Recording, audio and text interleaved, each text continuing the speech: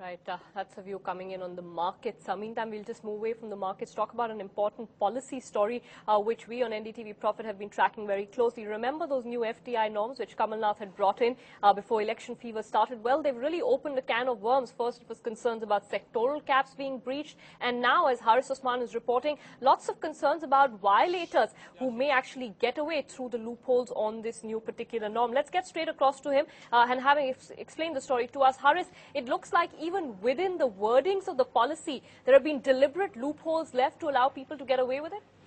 Very much so. I think it's very clear that, the provisions of the new FDI norms themselves leave large loopholes. One big loophole that I've just picked up, and Finance Ministry sources have confirmed to me that it is one that might have been, could have been done without, is a provision in the Press Note 2 of 2009. Let me just explain to you what this provision is firstly, to give you an idea of what the loophole is. If I can just have the graphics which shows us the provisions of the FDI norms. There it is. Any foreign investment made in accordance with the earlier norms. This line essentially tells you that if you made an investment yesterday before the new norms came in and it was fine by the norms then, and it's a violation of the current norms, you will not be touched as a violator or an offender. Fair enough, it seems.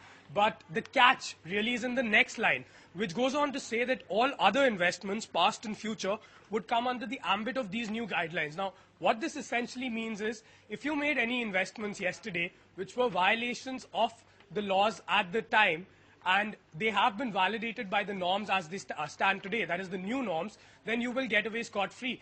The implications are huge, and Finance Ministry sources, in fact, tell us that companies, certain specific companies, will get to benefit from this, as any pending investigations or proceedings will have to stop. Because what this essentially means is that you made a violation of the FDI norms yesterday, made an investment when you should not have made it, you should have been tried for it, but now the norms say it's okay, so you'll get away with it. Finance Ministry sources also tell us that they had in fact objected to this provision while the new norms were being framed and they were consulted. But the Commerce Ministry, in fact, went ahead with it. So without, inferring too much, it's very clear whether or not this was deliberate. There is a big loophole in the new FDI norms. And, Press Note 2 is a very important press note in the whole scheme of the new FDI norms. So clearly, specific companies will benefit. Let's not speculate on who these might be. But very clearly, if you were a violator of the FDI norms before February when the norms came in and you were being investigated by, say, the ED, or there were proceedings which were likely to come up against you, these new norms will clearly give you a clean sheet, especially if the norms have been framed to suit your needs and they validate your investment as of today. In one line, if I can just say it, if me standing here was a crime as per yesterday's norms and, today's norms say it's fine, then I will not be tried for my crime yesterday. Back to you. Right, Haris, that's an important story, and thanks